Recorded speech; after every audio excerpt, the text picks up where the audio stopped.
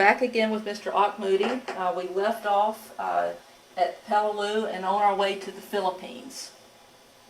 The Philippines, of course, as everyone knows, when General MacArthur left the Philippines from Bataan and Corregidor, he made a promise that he'd be back. Took a while, but he did come back. And I was in the landing at Leyte, which was the first landing going back to the Philippines. And General MacArthur was in that landing. And that is the landing where a picture was made of him wading ashore. And of course that was the picture that went around the world. But I also know that the guy that was also the coxswain of the boat that was landing him put the ramp down on dry land, and he had him retract the boat out about 25 or 30 feet in water that was knee deep or so he could be seen wading ashore, not just stepping ashore. I was 3 boats from him. I saw that happen, and I have found 2 other people that I know now who were in that and saw that too. One of them even said that he was stationed at Borneo, one of the big islands before the Philippines, and 2 or 3 days before that, he said they stopped there and said General MacArthur rehearsed that landing at Borneo, the landing so he could wade in. But so be it. We landed at Leyte, and it was not that difficult of a landing really. And then we had 2 other landings in the Philippines. One at Mindoro, which was up from Manila and Luzon, and that was the easiest landing we had. They said the only casualty we had was one soldier got gored by a water buffalo. There were no Japs there. We food them on the landing. And then we landed at Lingayen Gulf.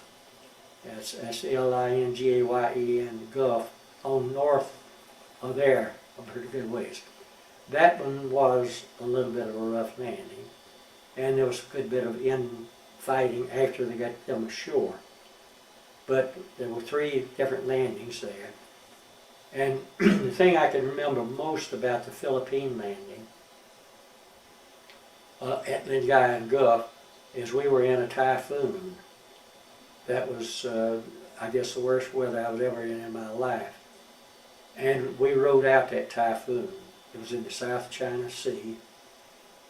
And to ride out a typhoon of that magnitude, and let me say in that there was a lot of ships. There were actually 2 or 3 of our ships capsized. And I'm talking about some of the small ones.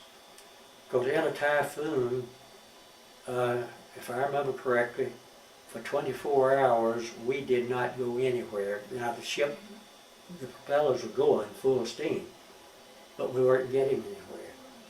And that's the only way you can ride it out. You have to face it. Face it, and in 1 minute your propellers are giving you that, and they'll shove you forward 102 yards, and then the ship will go down that way and your propellers are in the air, they're not doing anything. And then the force of the wind will shove you back. So all you do is riding it out. If you turn broadside to it, it would capsize you. If you turn your rear end to it, so to speak, it would probably put you head first there. So riding it out that way is the only way we could do that. And we rode that thing out.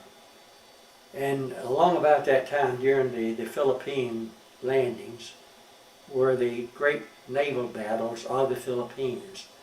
Well, we were not in a fighting ship, you know. We didn't have guns and things to fight naval battles.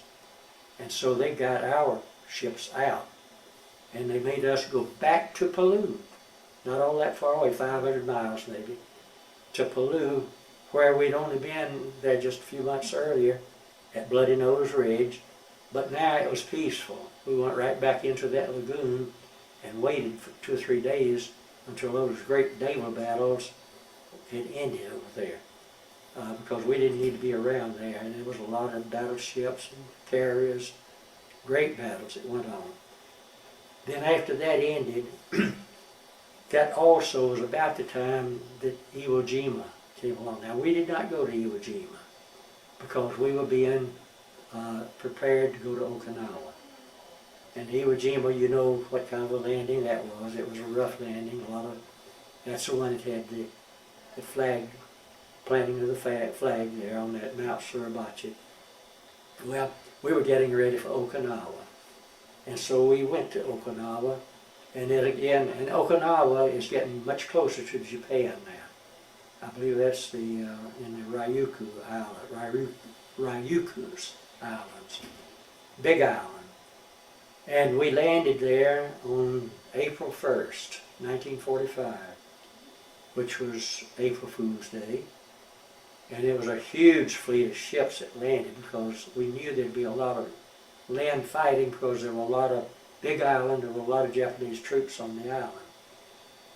And I don't know, somehow or another we fooled them. They thought we were going to land on one side of the island. We sent enough ships on that side and started shooting that it drew the Japanese troops to that side of the island. And then the bulk of the fleet went around the other side, and we made a landing that was largely unopposed, the landing itself, before they realized that they'd been tricked. Of course, once they got ashore, they were there for months, fighting them. It was a bloody battle, the whole island was. But what was bloody for us in the Navy, and we were there for 5 or 6 days on that side, and it was this huge fleet of ships. That's when the Japanese came at us with their kamikaze attacks. And it was unbelievable. We'd experienced some kamikazes in the Philippines, but they were rather isolated. But here, I think Japan threw everything in the world they had at us. Planes were in the air. They had ships, boats with bombs on them that would explode. They even had swimmers that on 1 or 2 occasions, a swimmer came in with an explosive attached to him, and he blew himself up and the ship. So for 5 days, it was unbelievable. We saw a number of ships hit. We saw one of the battleships hit. We saw a sister ship hit, the USS DuPage, which was a sister ship to us.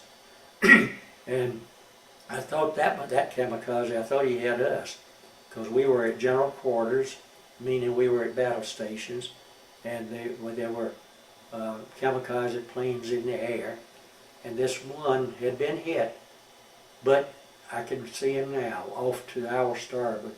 He was hit and he was flaming, he was burning, but he was intent on hitting the ship as he came down.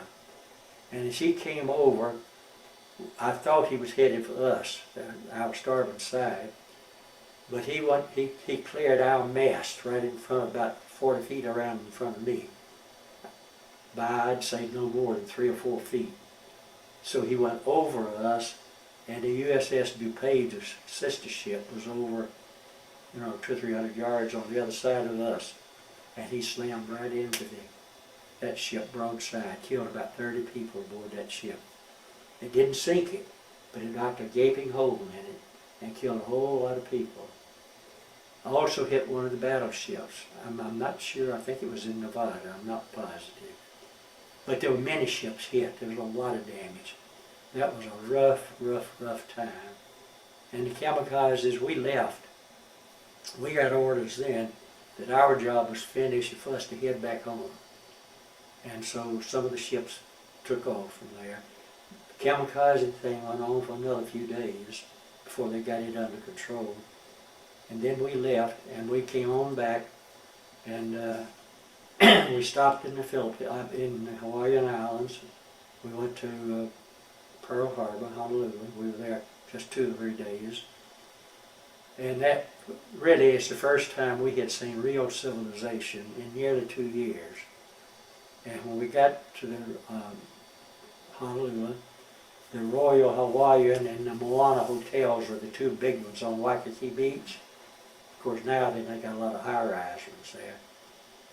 And in the lobby of the Royal Hawaiian, they had 2 huge vats of fresh milk.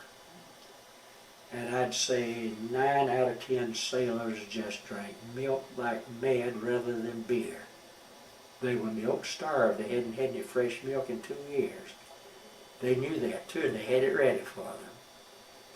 And then we came on back home, and we came to Seattle, Washington. And then the next day they sent us up to Everett, about 20 miles north of Seattle, a town about 30,000 or 40,000 people. And my ship went into dry dock for repairs. Well, we had leave, and so we all flew home. Most of us flew. And we went home, and I got, came back to Seattle from the leave, and when I got back, there were 3 of us had orders to leave the ship. And the funny thing about it, the orders read, report to the nearest naval district for new assignment. And what we did, we caught a train to San Francisco. Of course, there was a naval base, there was a naval district in Seattle, but we went to San Francisco. Wasn't quite the nearest. Well, I had a friend that lived in San Francisco. And when we got to San Francisco, we reported in. The first thing they said, I bet you guys would like to have some leave, wouldn't you? And we said, sure. They gave me 2 more weeks of leave. They didn't know I'd just come back from leave. So I went home again. And when I came back, well, I had orders there to report to Charleston, South Carolina at the end of the leave. I did. And at Charleston, they said, report to San Francisco. So I caught a train all the way across the country to San Francisco. And I spent several weeks in going to school at Treasure Island in San Francisco. Best food I ever had in my life. We had German prisoners of war on Treasure Island, and they were cooks. Oh, they made good food. And I think they thought my name was German, but it's not. It's Scotch. But they fed me the best apple pie and stuff like that. And they talked, they spoke English. Several of us said they wanted to come back and live in America. They were nice guys.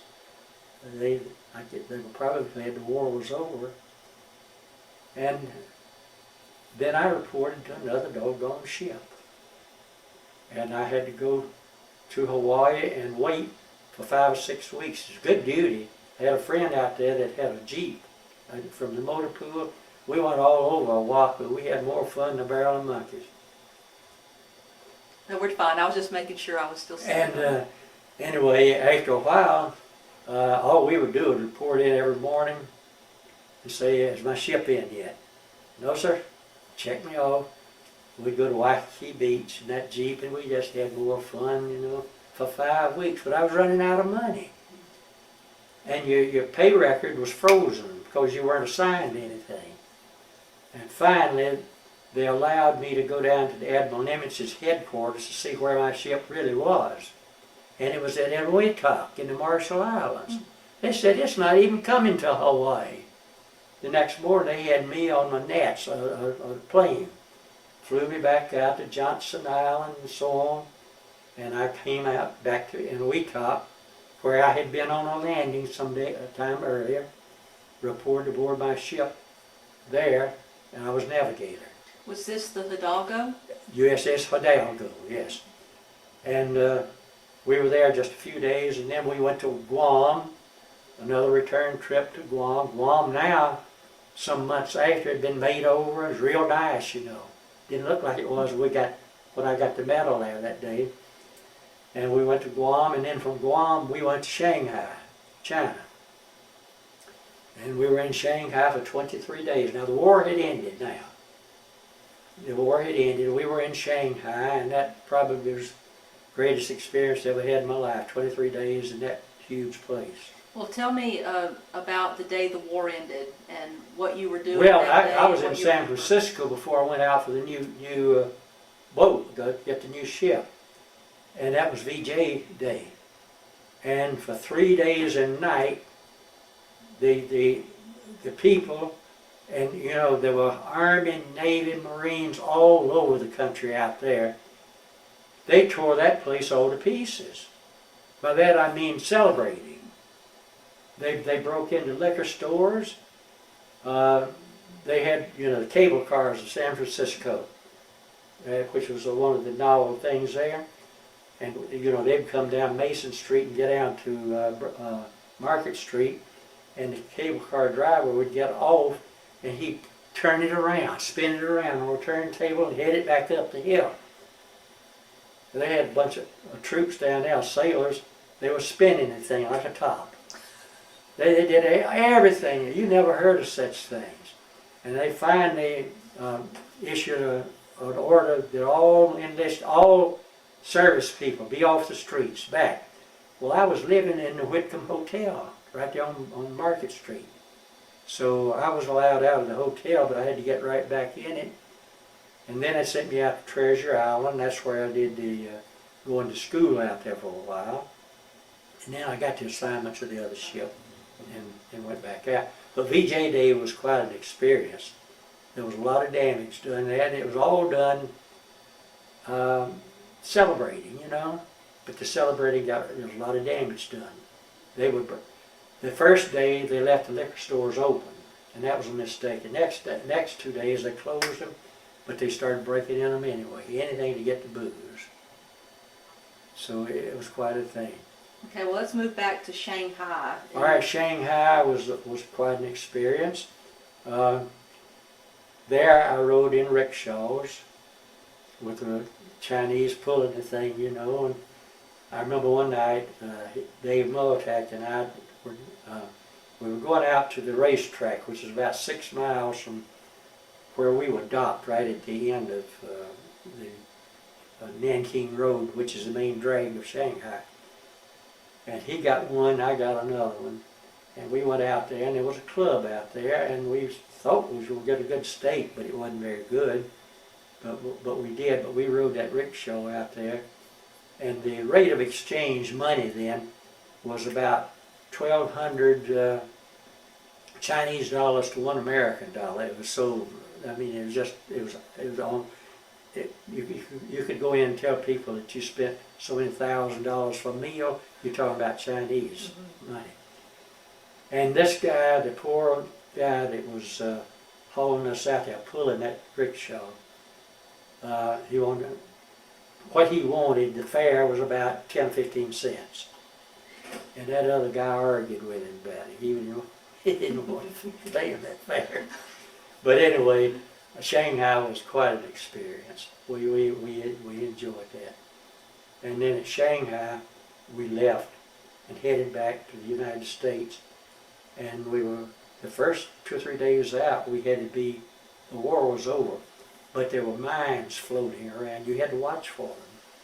And we'd spot one, and then we'd shoot and explode it, keep them running into it.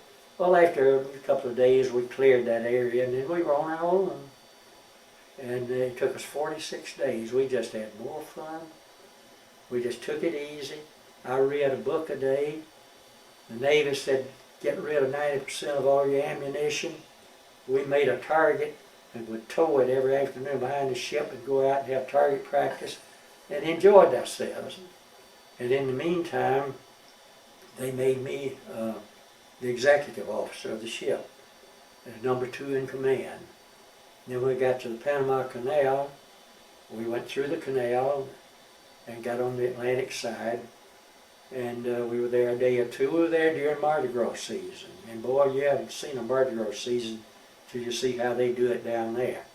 It was quite a festive. And that's when we got on the ships. The 2 sister ships had ordered us to go to Norfolk. And we were going to be decommissioned there. And in Norfolk, and that's when I did the Gulf Stream thing. We headed out just before dark, and after dark, I was a navigator. I went up and said, hey, we can pick up that Gulf Stream if you go on a straight course at the tip of Cuba. You're going to pick it up, but it'll be about 1 or 2 o'clock in the morning. I said, we can change course here, and we can get into that thing by 9 o'clock at night. And it'll add 6 knots speed to the ship. And we did that and got in it. And so the next morning, sure enough, here we were right off of Beautiful. You weren't about 8 or 10 miles offshore of Miami Beach. And the Gulf Stream flows just like a river. And we looked around, looked ahead, we didn't see the other ship. So we looked behind us, he was about a mile behind us, we had passed him. And we stayed ahead of him because we stayed in the Gulf Stream, almost to Norfolk. So we got there first, and we won the steak dinner. That's what we had bet each other. We got there first. And I don't know why they didn't tell me to get out of the Navy in Norfolk, but they told me to report to the Naval Air Station in Jacksonville, Florida. So I got a train back to Jacksonville, went down there and went to the Naval Air Station. About a day later, I went in there and I was discharged from the Navy. And my wife-to-be was teaching school at Panama City, Florida. And I caught a bus from Jacksonville to Panama City. And we got over there, we made our plans for our wedding, which would have been another few weeks after that. And that is really the end of the story, I guess. You got any more questions? Well, I'd like you to share your shrapnel and your medals. If you let me sort of focus the camera on that, and you tell the story about what happened with your shrapnel there. This happened. This is the shrapnel right here. This happened in the Philippines. Not on the landing, not at the landing that General MacArthur made, but we made several other landings that same day. And this was maybe a couple of landings after that. We went ashore, and there was some resistance, and there was some mortar fire. And my boat going in that time, the mortar hit my boat, and I had about 30 some odd soldiers in it, and it killed one soldier in the boat. And the coxswain, the guy who drives my boat, was standing right in front of me, and the mortar tore him. Oh, it just tore him all to pieces, killed him. And this piece of shrapnel hit me in my K-pop life jacket in the collar of it. If I hadn't had the collar on, I'm sure it would have ripped me in the throat. But it hit that, and it embedded itself in that K-pop, and the force of this little thing here knocked me down. Now that's how close that came. I don't know whether I had other bullets closer, I don't know. But this one would have hit me if it hadn't been for that life jacket. And so that's the story of that thing. And these ribbons, of course, everybody got ribbons. You had an American ribbon, you had a Pacific, you had a Philippine, you had an Okinawa ribbon, and this particular one right here was the commendation that I received for Guam, right here. And all these others were, each star represents a battle. And the one big one here represents, when you got a big one, that stood for 5 battles. So I don't know whether they all add up to 9 battles or not, but that's how many battles you had total? I had a total of 9 battles, and all of them in the Pacific. Well, in the last couple of minutes, do you have any closing comments you want to make about your overall experience, or just any parting thoughts you want to share with Well, I just say, had I stayed in the Navy, see, I was a senior grade lieutenant, I would have been promoted to lieutenant commander in 2 weeks, but I didn't stay in. And for a while there, I wondered whether I'd made the right thing, because I had done well, I think, in the Navy. And it's peacetime Navy is great. And of course the battles were over then. The only thing is you're not at home, and I guess I want to be back here. And so I chose to get out of the Navy. And but it was quite an experience, and that's been a long time ago. And I remain in contact with some of the guys that I knew. One fairly recently, in the last 2 or 3 years, he was from San Francisco. It was where his mother and father lived, and he was one of the ones that came down with me from Seattle when we were transferred. And I learned later, when he was not home and I was there at Treasure Island, I ate with him several times, and we corresponded for years and years. As a matter of fact, his daddy offered me a good job out there. He was a maritime insurance guy, and I almost took it, but I didn't. But there's a lot of wonderful experiences in the Navy. And I'm glad I had them.